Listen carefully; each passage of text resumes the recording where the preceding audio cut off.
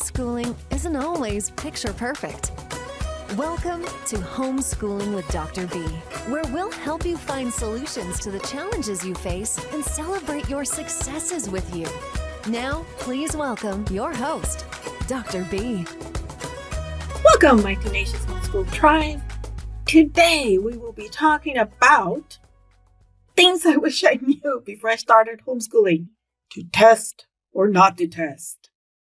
Okay, so I began homeschooling when my daughters had just entered the third grade. And I remember when I was in the third grade, I used to have tests all of the time. I grew up testing, but to be honest with you, I didn't understand anything about standardized testing. So I remember when I was in the first grade, I was 6 years old, I was given an IQ test at my school. And I was bored out of my mind. So what did I do? I started bubbling in figurines. Next thing you know, my mother gets called into the school and they explained to her that I am seriously developmentally challenged. And my mother was blown by this because I was an incredibly precocious child. I was speaking and walking before I turned 1. So she was like, no, it's possible there must be a mix-up. And she demanded to see the test. The school complied. And when they pulled out the bubbled portion of the test, they realized that I had been bubbling figurines. So I had to be retested. And this time, my mother made sure that I took it seriously. And of course, as it turns out, I have a very high IQ in the gifted range. So, standardized testing. I wondered about the value of testing third graders or doing standardized tests at the end of the year. Before we homeschool, I had considered putting my child in a charter school. And when I called to find out if they had any spots in the third grade, they said, no, we don't have any spots, but we have tons of spots in the fourth grade. And I was like, why? And they said, well, a lot of the children can't pass the Florida standardized test at the end of the third grade. So that's why we end up with spots in the fourth grade. And I thought to myself, now, why would I want to send my child to a school that can't get them ready for a test at the end of the third grade, and B, a school that places that much emphasis on focusing on the test rather than actually teaching the children? Because one of the things she said to me was, next year we plan on doing a lot better because we are going to be teaching more towards the test and making sure they pass the test.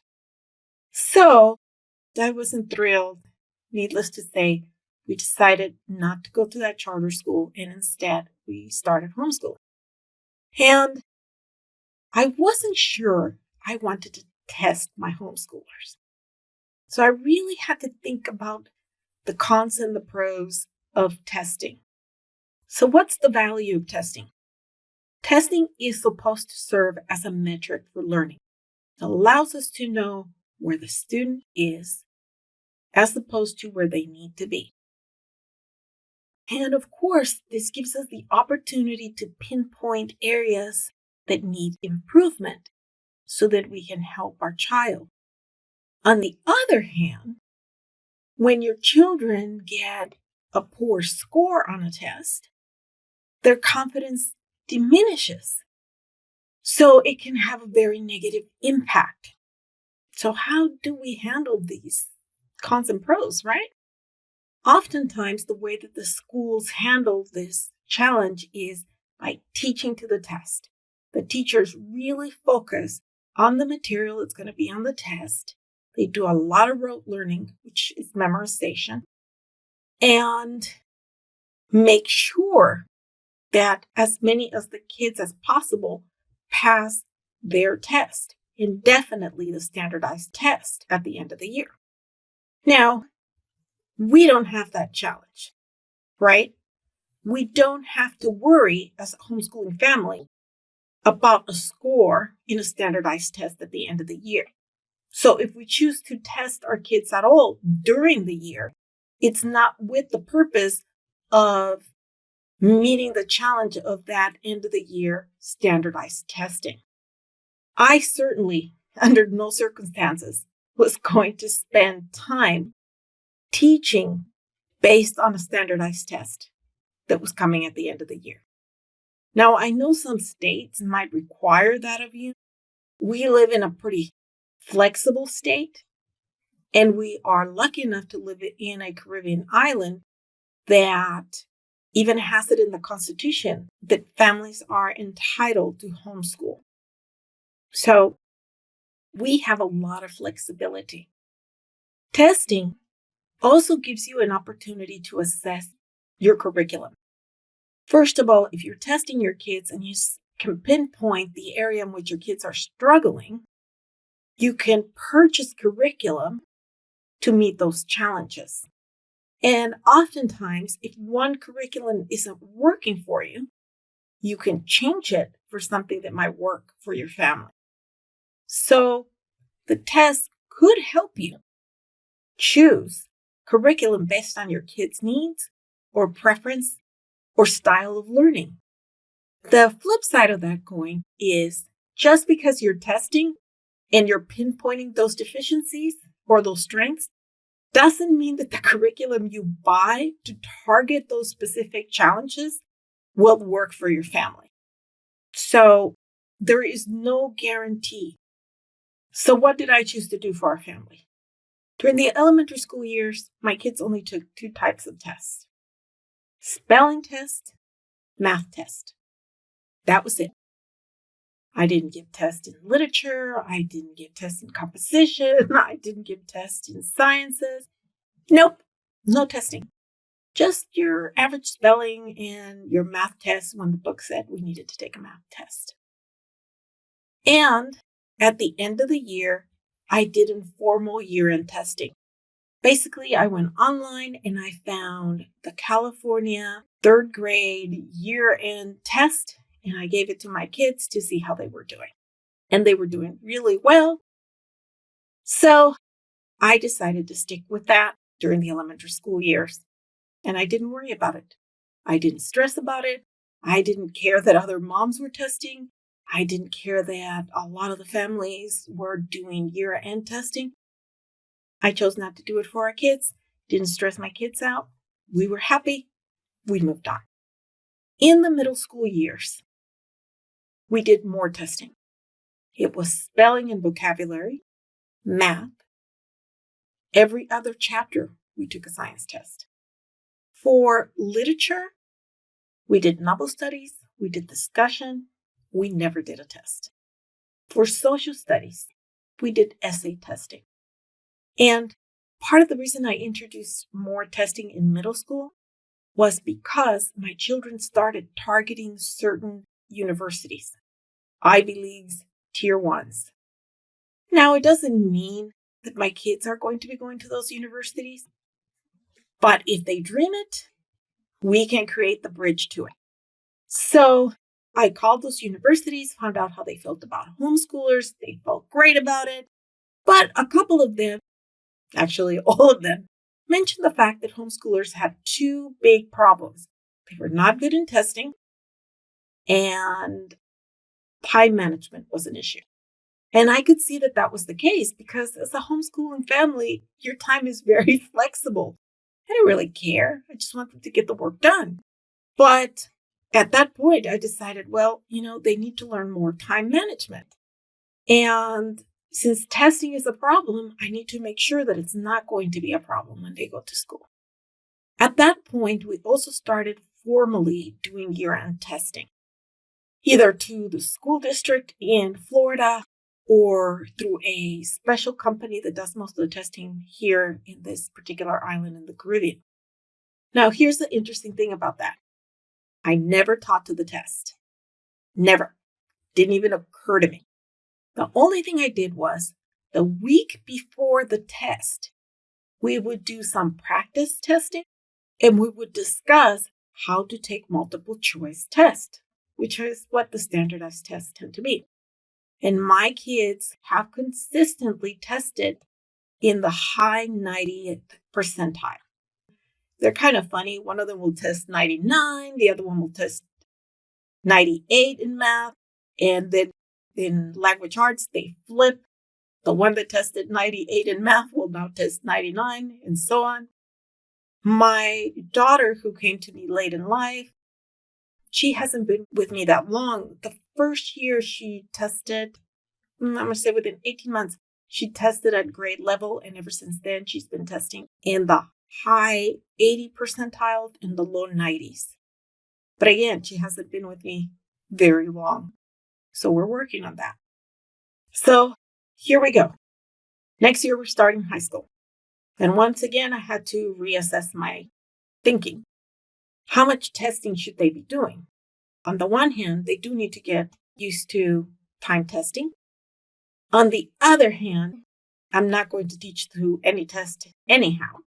But now we have the SAT or the ACT to worry about. So after a lot of thought and consideration, I decided to introduce more subject testing. We need to do that. So what does that mean? Well, for the hard sciences, we're going to do a test every other unit, every other module. We will do one module, we will do the experiment. After the next module, they will test on 2 chapters. For literature, I just can't bring myself to test on literature. I don't really care who had the apples. What I want them to understand is the plot mountain point of view of the writer, the conflict, the main themes. And I want them to be able to discuss. So they're going to be writing more literature essays, and the discussions will become harder just as the books become more complex. Math, we will continue our regular testing. We will continue to test for spelling and vocabulary. And now spelling and vocabulary is really centered around the most commonly tested or used words in the SAT and ACT. We're going to be doing sociology next year. And in the case of sociology, we're going to do a midterm and a final because I want them to become familiarized with that college system. As a college professor, that's all I ever had. Midterms and finals. I had that as a student, and I had that when I was a professor. And a lot of professors still do that. They don't give homework. So I want them to get used to that. We're also going to be doing Introduction to Logic. And for that, the book recommends a test at the end of every unit. So that's probably what we're going to do. So a lot more testing, a lot more writing, a lot more reading. That is high school. It's the next level up. I am using primarily textbooks for introductory level classes at a university to teach these classes to my kids. But my kids are very advanced, so I can't bore them with your average high school textbook. But I don't plan just to test more. I also plan on teaching them the difference between cramming and actually studying. And I found an absolutely fabulous book. The name of the book is Learning Outside the Lines. It was written by 2 Ivy League students with learning disabilities and ADHD. And I was searching for a book that would help my ADHD child, but this thing is just amazing. Highly recommended for middle schoolers, definitely for high schoolers. And if you have a struggling student in college, this could make a big difference for your child. The way that they explain studying, preparing for courses, taking of notes, I mean, it is a university's professor's dream. I wish my students would have read it. If I was still teaching, I think I would make it mandatory. It's just a fabulous, fabulous work. So definitely plan on teaching more study habits. And I also plan on spending more time researching the specific universities that my children are interested in so that I can work with admissions and make sure that my children are filling the specific requirements at those universities.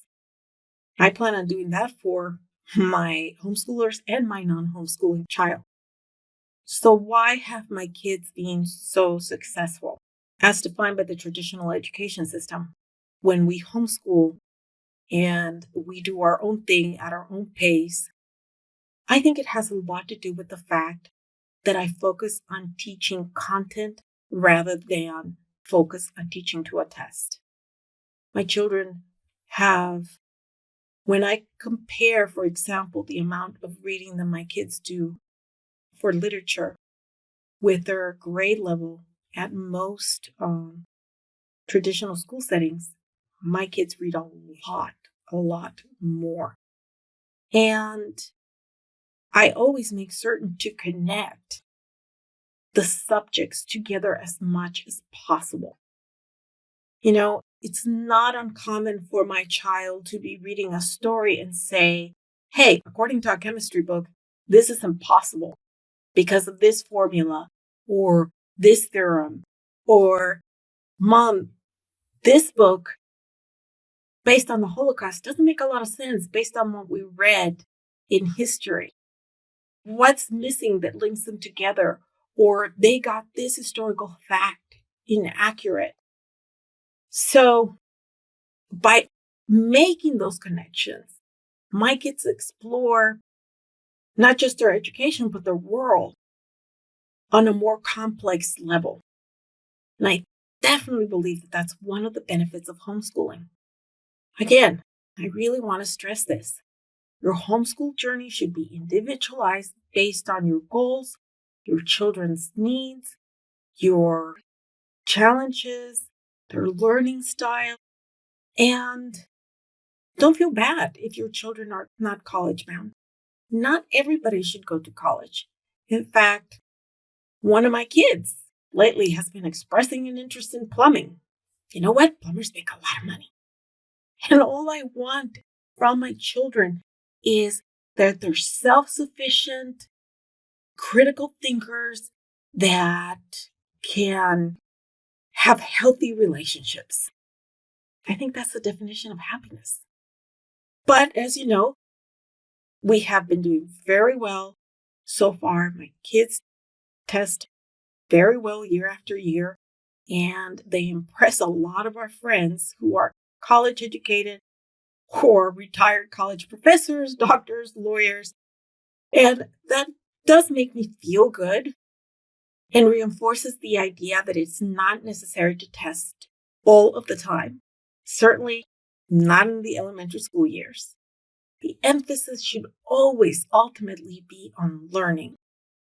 Despite the fact that I hadn't originally planned to teach high school, I'm confident that we can continue the level of success without going test crazy, even though we do have to include it more in our homeschooling experience because my kids, majority of them are continue to be college bound.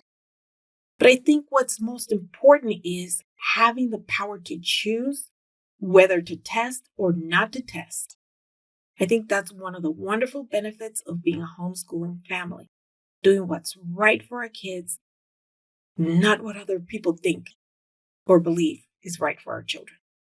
So let's end the episode by thanking our sponsor, Hide Your Feet, the insole that massages your feet with every step. Don't forget to check them out at hideyourfeet.com. And remember, if you're willing to pay for shipping and handling, they will send you a second pair.